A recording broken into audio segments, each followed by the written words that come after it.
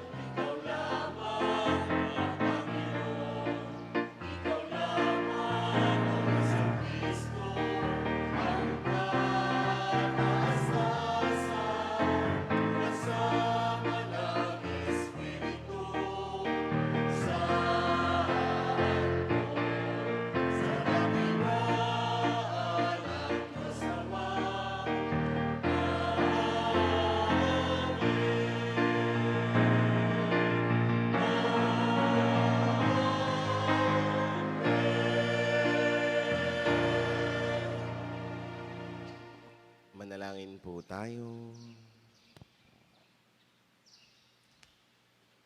Ama naming makapangyarihan, pinagkalooban mo kami ng ulirang huwaran ng angkan na sina Jesus, Maria at Jose, ang mag-anak na banal. Sa pagtulad namin sa kanilang mabuting pagsusunuran, kami naway magkamit ng walang maliw na kaligayahan. Sa pamagitan ng Jesucristo kasama ng Espiritu Santo magpa sa walang hanggan. Amen.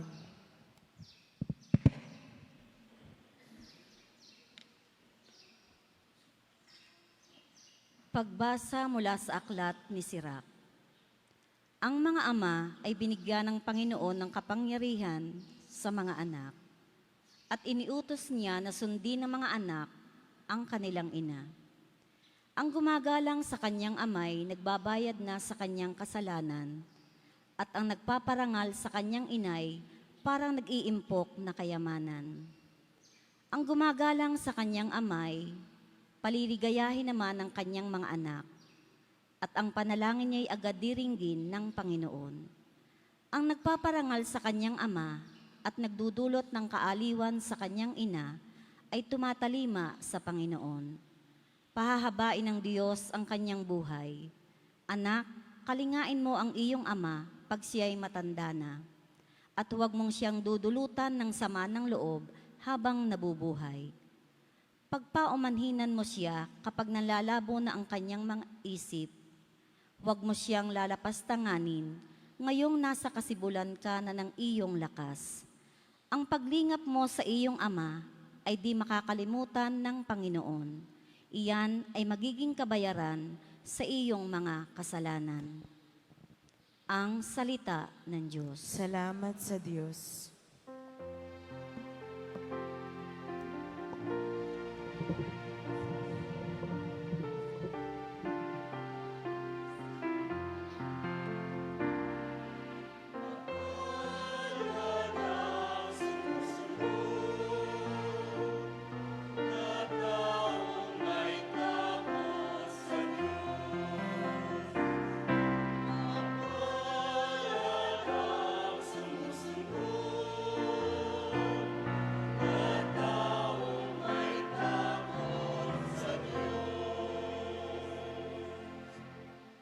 Mapalad ang bawat tao na sa Diyos ay may takot. Ang maalab na adhikay sumusunod sa kanyang utos. Hindi siya magkukulang sa anumang kailangan. Ang buhay ay maligaya't uunlad ang kanyang buhay.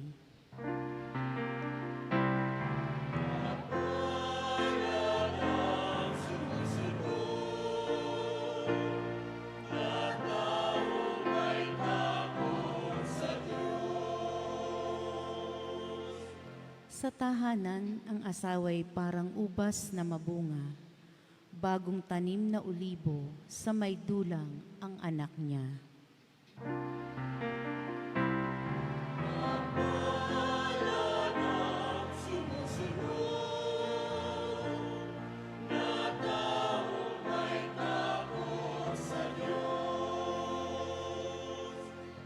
Ang sinumang kung ang Diyos buong pusong susundin, buhay niya ay uunlad at laging pagpapalain. Mula sa Siyon, pagpapala nawa ng Diyos ay tanggapin at makita habang buhay, pag-unlad ng Jerusalem.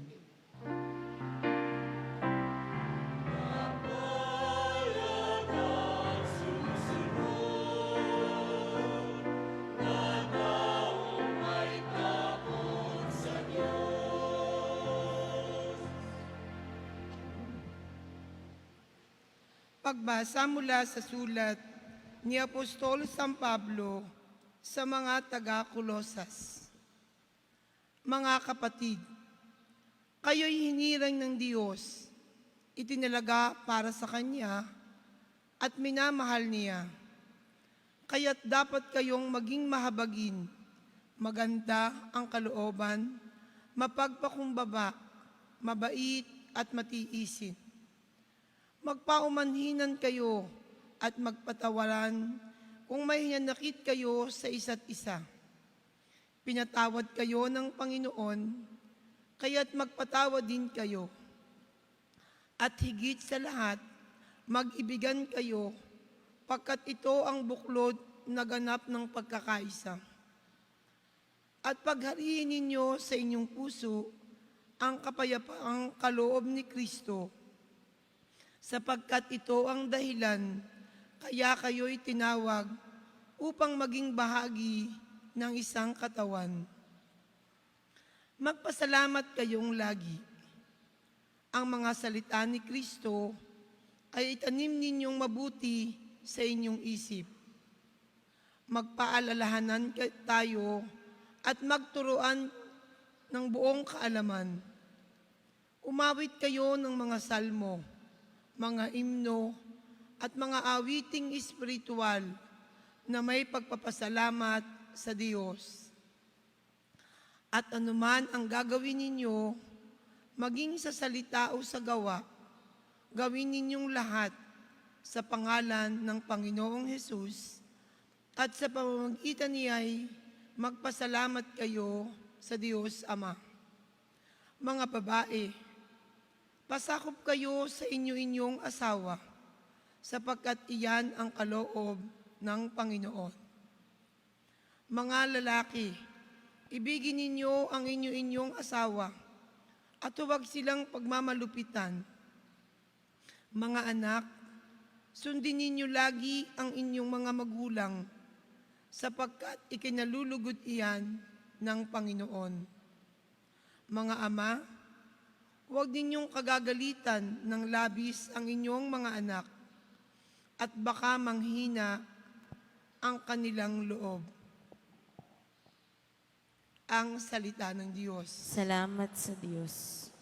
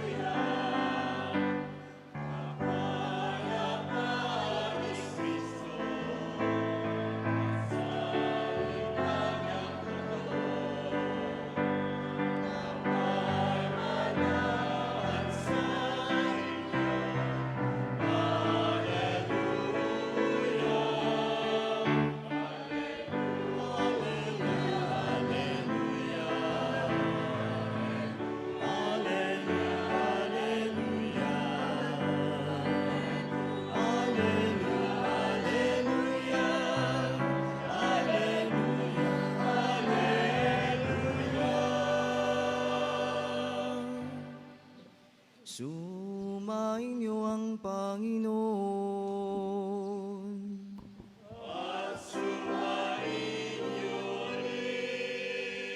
Ang mabuting balita ng Panginoon ayon kay San Lucas.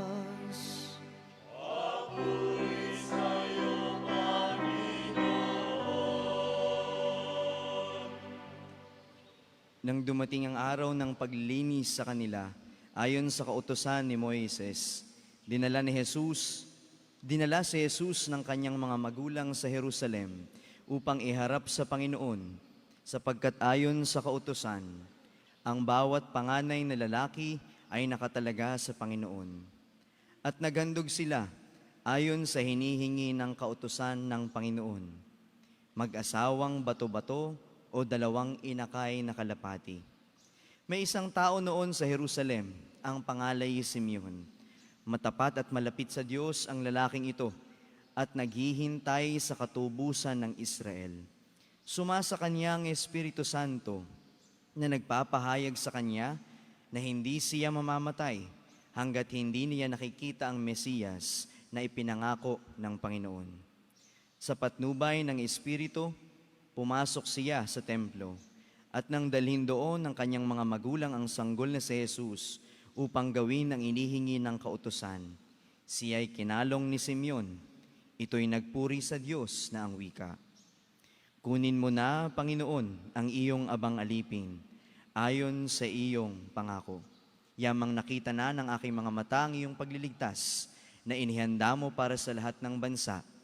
Liwanag itong tatanglaw sa mga hintil at magbibigay karangalan sa iyong bayang Israel. Namangha ang ama't ina ng sanggol dahil sa sinabi ni Simeon tungkol sa kanya. Binasbasan sila ni Simeon at sinabi kay Maria, "Tandaan mo, ang batang ito ay nakatalaga sa ikapapahamak o ikaliligtas ng marami sa Israel. Isang tanda mula sa Diyos, ngunit hahamakin ng marami, kaya't mahahayag ang kanilang iniisip.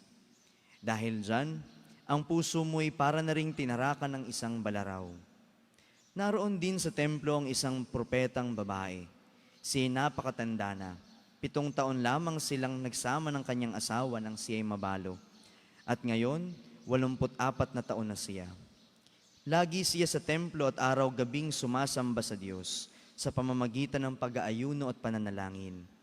Lumapit siya ng oras ding iyon at nagpasalamat sa Diyos. Nagsalita rin siya tungkol kay Jesus sa lahat na naghihintay sa pagpapalaya ng Diyos sa Jerusalem. Nang maisagawa nila ang lahat ng bagay ayon sa kautusan, bumalik sila sa kanilang bayan sa Nazaret, Galilea. Ang batay lumaking malakas, marunong, at kalugod-lugod sa paningin ng Diyos. Ang mabuting balita ng Panginoon.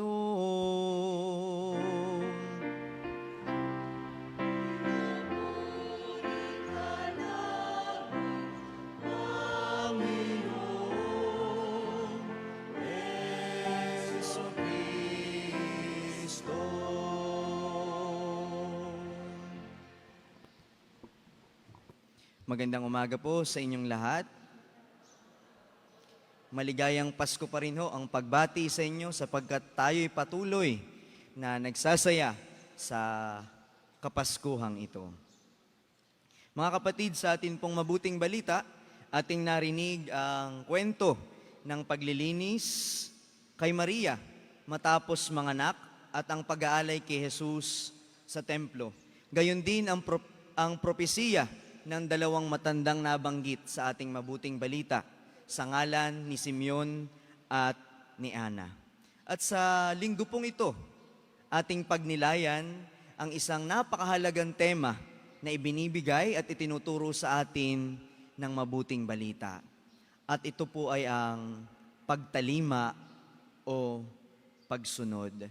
Nakita natin ang pagsunod na ginawa ng mag-asawa ni Maria at ni Jose nang dalhin nila sa templo ang kanilang anak para sa ritual na paglilinis. Kay Maria na bagong panganak at kay Jesus na iaalay sa templo. Sapagkat noong panahong iyon, ayon po sa kautusan ni Moises, ang bawat manganganak ay kailangan ng paglilinis. Ayan. Paglilinis matapos manganak. At ang batang ipinanganak, matapos ang 40 araw, ay kailangang ihandog sa templo bilang alay sa Diyos. At ito ang pagtalimang ginawa ng mag-asawa nung inialay nila ang kanilang anak. Paano pong pagtalima at pagsunod?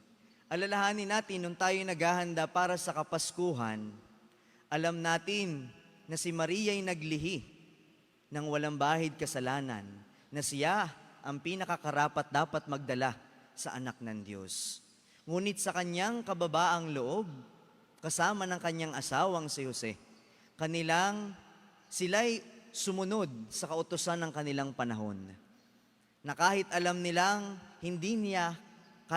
Mariang hindi niya kailangan ng paglilinis, sumunod pa rin sila sa pag-uutos ng kapanahunang iyon. Bagamat exempted si Maria, dahil siya nga ay birhen at pinili at hinirang ng Diyos para dito, buong loob at buong puso siyang sumunod. Pagtalima, pagsunod. Mga minamahal na kaibigan, sa lahat ng mga bertud sa ating buhay, mga virtues sa ating buhay, ang obedience po o pagtalima sa kalooban ng Diyos at gayon din sa ating kapwa, ang isa sa pinakamahirap nating sundin. Sinasabi na ang pagtalima o obedience ay isang prinsipyo na nagiging gabay ng tao para sila'y magkaroon ng isang mabuting buhay at pagsunod. Ngunit hindi lamang po ito sa mga ordinaryong tao. Maging kaming mga relihiyoso at mga pari ay parte din ng buhay ang pagsunod. Bakit nga ba nagiging mahirap ang pagsunod, mga minamahal na kaibigan? Dalawang importanteng bagay bakit nahihirapan tayong sumunod. Una, dahil sa pride. Tayo ay mayabang, tayo ay mapagmataas. Pangalawa, kung bakit tayo nahihirapang sumunod at tumalima. Dahil wala tayong pananampalataya. Hindi tayo nagtitiwala. Hindi lubos ang ating pagtitiwala sa Diyos at gayon din sa mga taong itinalaga para ating sundan sa ating buhay. Halimbawa, sa ating trabaho, sa turo ng simbahan, sa mga kautusan ng lipunan ng gobyerno. Ito ang mga bagay na kung saan tayo ay nahihirapang sumunod. Nahihirapan tayong sumunod sapagkat mataas ang tingin natin sa ating sarili, na kaya nating gawin ang bawat bagay nang wala ang ating kapwa. Na ayaw nating tayo ay nalalamangan, na tayo ay sumasa ilalim sa pag-uutos ng iba. At gayon din, hindi tayo nagtitiwala sa taong itinalaga para sila ay ating sundin. Kaya naman po kung nahihirapan tayong sumunod sa ating kapwa, dito rin natin makikita kung bakit tayo nahihirapang sumunod sa Diyos. Bagamat alam natin na tayo ay nilikha lamang ng Diyos, dahil tayo ay malaya, minsan nahihirapan tayong ipaisa ilalim ang ating sarili sa ating Diyos. Takot tayong mabaliwala at gayon din, hindi tayo lubos at tunay na nagtitiwala sa Diyos. Ngunit napakaganda ng ating mabuting balita sa linggong ito. Ang halimbawa ng propetang si Ana at si Simeon na nasulyapan ang manunubos na si Jesus, ang tunay na halimbawa ng pakikinig, pagtitiwala at paghihintay. Sapagkat sa pamamagitan nila ay natupad ang ipinangako ng Diyos. Sila ang biniyayaan para abutan si Jesus na manunubos na ipinangako na nasa kabila ng kanilang katandaan, nasulyapan nila si Jesus. Kaya naman mga kaibigan, anong itinuturo ng temang ito ng pagsunod at pagtalima na ibinibigay at ating pinagninilayan sa linggong ito? Na ang tunay na pagsunod ay nangangahulugang, nangangailangan ng kababaan ng loob. Na tayo hindi takot sumailalim sa mga taong itinalaga para tayo ay sumunod sa kanila. Sumunod sa Diyos, sumunod sa ating kapwa, sumunod sa mga taong tayo ay naglilingkod. At gayon din, ang tunay na pagsunod at pagtalima ay ang mga taong lubos na nagtitiwala sa Diyos. Kaya naman tanungin mo ang iyong sarili, ako ba ay lubos ang pagsunod at pagtalima sa mga taong ako ay nasa ilalim? At higit sa lahat, sa Diyos na aking Diyos at sinusundan.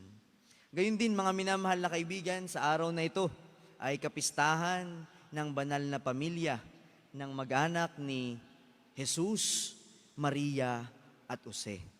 Kaya naman po napakaganda ding paalala ng ating mabuting balita sa araw na ito. Pagtalima at pagsunod. Sapagkat ang tatlong ito na bunubuo sa banal na pamilya, ang pinakamagandang halimbawa ng pagtalima at pagsunod. Alam natin itong lahat, sapagkat ito ang pinagnilayan natin noong mga simbang gabi. Kaya naman narinig natin sa ating ikalawang pagbasa ang napakagandang mga utos at bilin sa atin. Ang bawat isa'y may bilin para sa ama, para sa ina, at para sa anak. At ito ay paalala ng ating temang pinagninilayan sa araw na ito. Pagsunod at pagtalima. Sapagkat ang pagsunod, ang bertud na laging dapat tinataglay ng bawat pamilya. Ng bawat pamilyang naistularan ang pamilya ni Jesus, Maria at Jose. Paano po? Sapagkat kung tunay tayong sumusunod, kung tunay tayong tumatalima, katulad ni Jesus, Maria at Jose, ang banal na pamilya, tunay na makakamit ng ating mga pamilya ang kapayapaan, tunay na pagmamahalan, pagtitiwala at katapatan sa bawat isa. Paano ba maging banal na pamilya, mga kaibigan? Gaya ng pamilya ni Jesus, Maria at Jose. Ano ang kanilang sekreto? Sumunod at pagsunod. Ang pagsunod ang nagpabanal sa kanila. Ang pagsunod ang nagpagindapat sa kanila bilang mga halimbawa na dapat nating tularan sa ating panahon. Sapagkat kung tunay tayong sumusunod, dito magiging banal ang ating mga pamilya. Sapagkat kapag tayo ay sumusunod, tunay tayong nagmamahal, tunay tayong nagtitiwala, tunay tayong nagiging tapat, tunay tayong nagiging payapa. Sapagkat sa ating pagsunod, hinahayaan natin ang ating sariling maging banal. Pagsunod. Naway ito'y inyong baunin sa inyong pag-uwi, para sa inyong pamilya at para sa inyong pagninilay.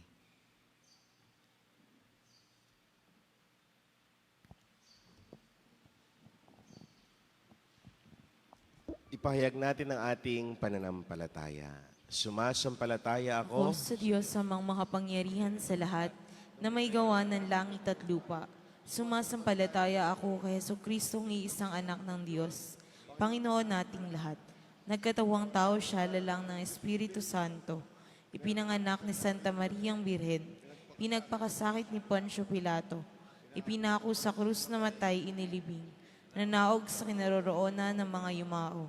Nang may 3 araw na buhay na maguli, umakyat sa langit, naluluklok sa kanan ng Diyos amang makapangyarihan sa lahat. Doon magmumulang paririto at huhukom sa nangabubuhay at nangamatay na tao.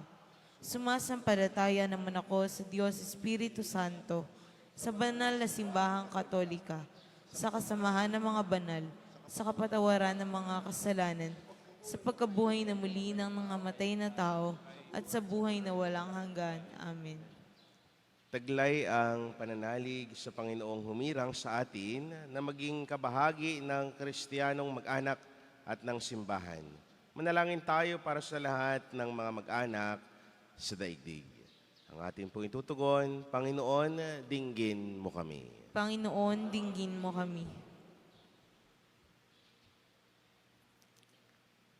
Para sa malaking mag-anak ng simbahan at ng sangkatauhan, naway ang lahat ng kanilang mga kasapi magtamasa ng kalinga ni na Jesus, Maria at Jose. Manalangin tayo. Panginoon, dinggin mo kami. Para sa lahat ng mga Pilipinong mag-anak, naway manatili silang nagkakaisa at nagkakasundo nang dahil sa kanilang pananampalatayang Kristiyano at sa tulong ng buong pamayanan. Manalangin tayo. Panginoon, dinggin mo kami. Para sa mga mag-anak na walang tahanan, naway pahalagahan ng kanilang mga kamag-anak ang pananampalataya, pagkakaisa at katapatan sa relihiyon sa kabila ng mga kahirapan sa buhay. Manalangin tayo. Panginoon, dinggin mo kami. Para sa mga mag-anak na bago-bago pa lamang nabubuo ngayon, naway makatagpo sila ng inspirasyon sa banal na mag-anak ng Nazaret. Manalangin tayo. Panginoon, dinggin mo kami. Para sa ating mag-anak, naway maghari ang kapayapaan ni Kristo sa bawat isa sa atin, maging mapagpatawad at manatiling magkakabuklod sa di makasariling pagmamahal. Manalangin tayo. Panginoon, dinggin mo kami. para sa mga may malubha at permanenteng kapansanan. Maging sentro nawa sila ng intensyon at kalinga ng lipunan at maitatag nawa ang mga institusyong nakalaan sa kanilang kapakanan. Manalangin tayo. Panginoon, dinggin mo kami. Panginoong Diyos, pagpalain mo ang lahat ng mag-anak sa buong daigdig. Paglapitin mo sila sa isa't isa at panatilihin sa iyong kapayapaan at pagmamahal. Sa pamamagitan ni Kristo na aming Panginoon. Amen.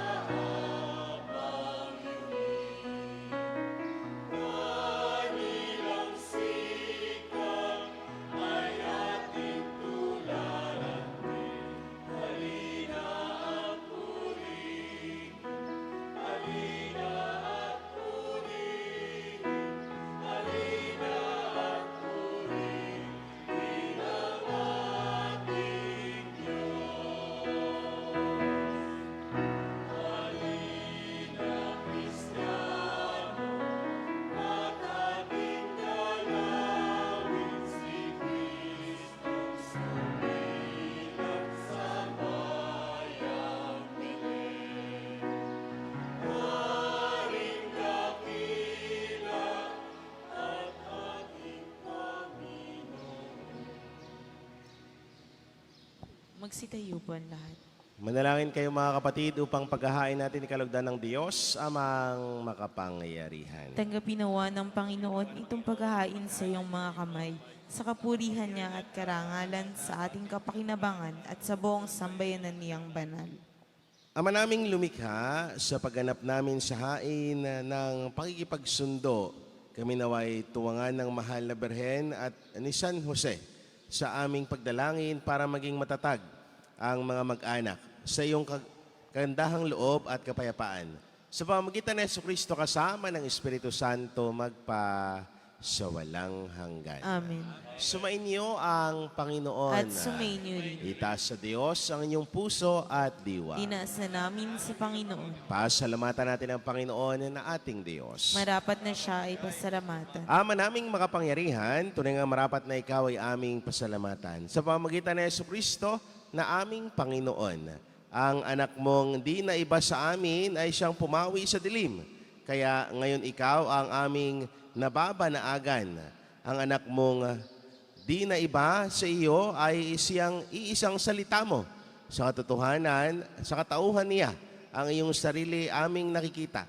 Sa pamamagitan niya, ang iyong pag-ibig ay kahali-halina, kahit ikaw ay lingid sa aming mga mata. Kaya kaysa ng mga anghel na nagsisiawit ng papuri sa iyo, nang walang humpay sa kalangitan, kami nagbubunyi sa iyong kadakilaan.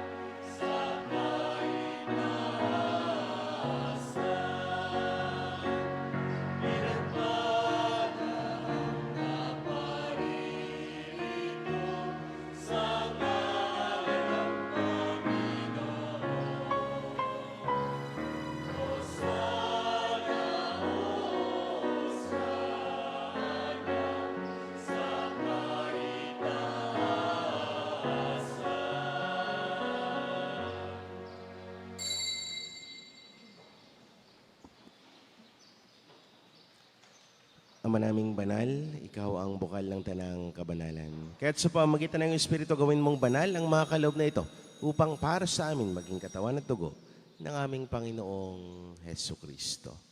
Bago niya pinagtiis ang kusang loob na maging handog, hinawakan niya ang tinapay, pinasalamatan kaniya, pinaghati-hati niya inabot sa kanyang mga alagad at sinabi, tanggapin ninyong lahat ito at kanin, ito ang aking katawan na ihahandog para sa inyo.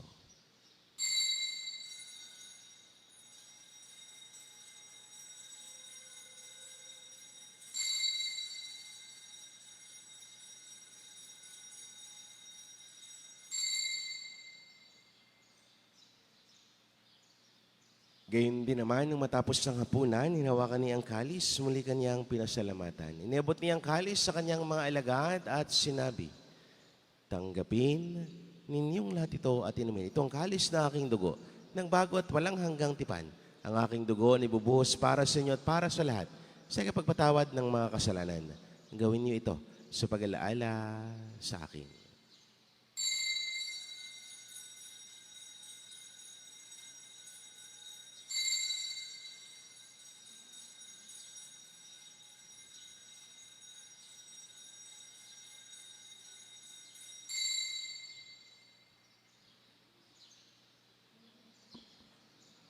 Ipagbunyin natin ang misteryo ng pananampalataya. Si Kristo'y namatay, si Kristo'y nabuhay, si Kristo'y babalik sa wakas ng panahon. Ama, ginagawa namin ngayon ang pag-alaala sa pagamatay at muling pagkabuhay ng iyong anak. Kaya tiniaalay namin sa iyo ang tinapay na nagbibigay buhay at ang kalis na nagkakaloob ng kaligtasan. Kami, nagpapasalamat dahil kami yung minarapat na tumayo sa harap mo para maglingkod sa iyo.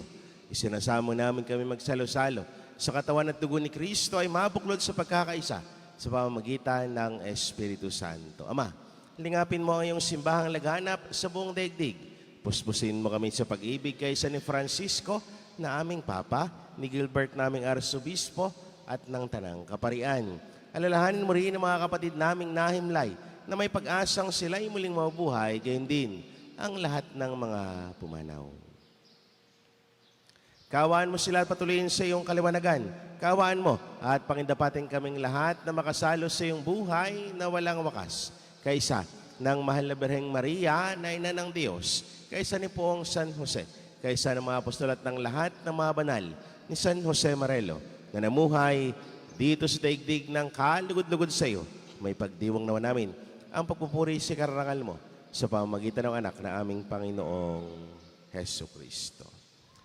Sa pamamagitan ni Kristo, kasama niya at sa Kanya, ang lahat ng parangal papuri sa iyo, Diyos, amang makapangyarihan, kasama ng Espiritu Santo, magpa sa walang hanggan.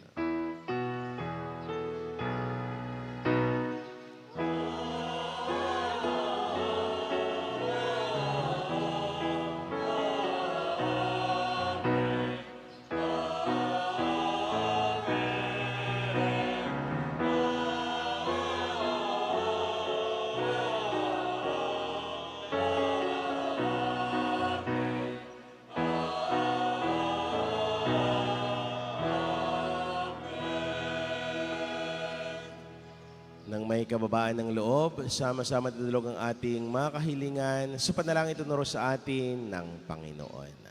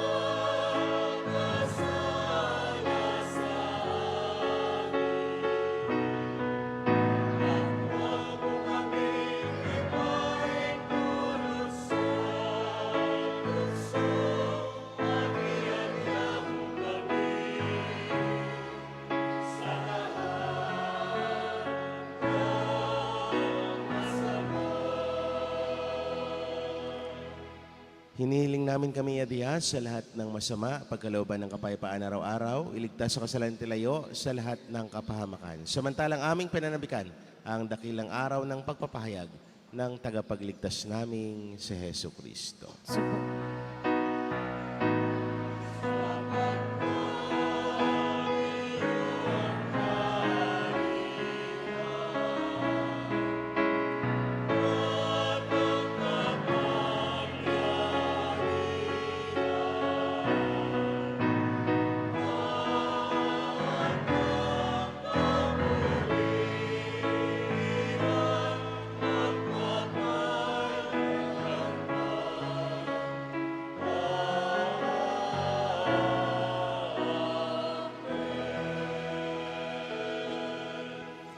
Panginoong Jesucristo, sinabi mo sa iyong mga apostol, kapayapaan ang iniiwan ko sa inyo, ang aking kapayapaan ang binibigay ko sa inyo.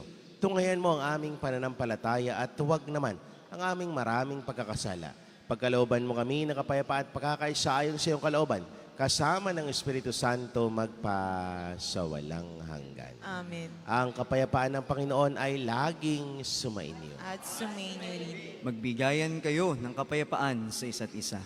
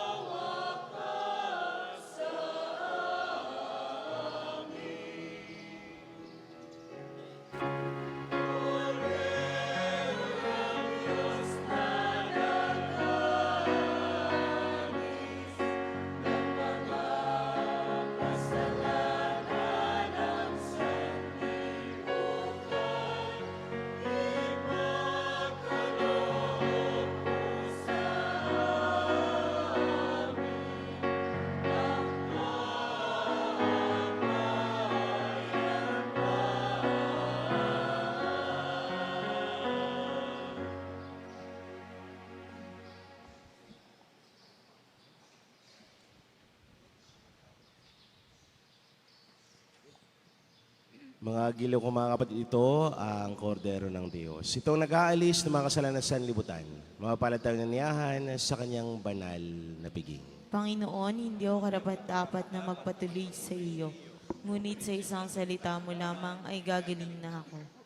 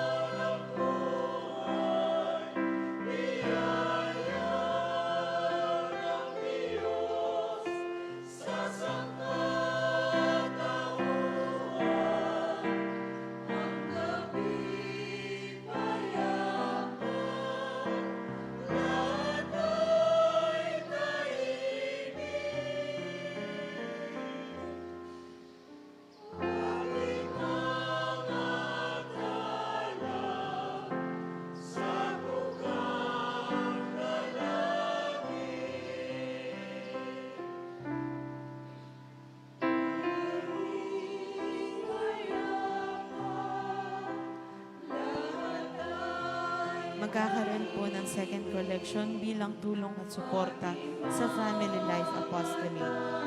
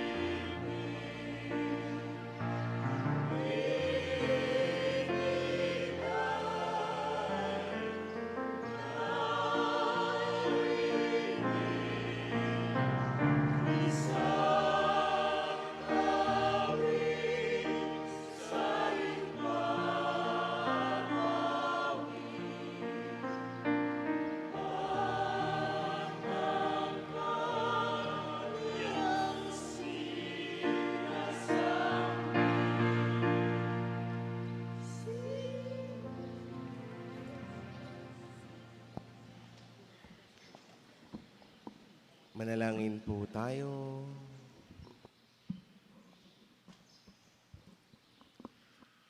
Ama naming mapagmahal, kaming iyong pinapakinabang sa piging na banal, ay gawin mong makapamuhay gaya ng banal na mag-anak. Matapos naming pangatawanan ang aming mga pananagutan sa lupang ibabaw, kami naway makasalo sa kanilang kasiyahan sa kalangitan. Sa pamamagitan ng Jesucristo kasama ng Espiritu Santo magpa sa walang hanggan. Amen. Sumainyo ang Panginoon. At sumainyo rin. At pagpalain kayo ng mawain, mapagmahal at makapangyarihang Diyos sa ngalan ng Ama, ng Anak at ng Espiritu Santo. Amen. Tapos na ang misa, humayo kayo sa kapayapaan. Salamat sa Diyos.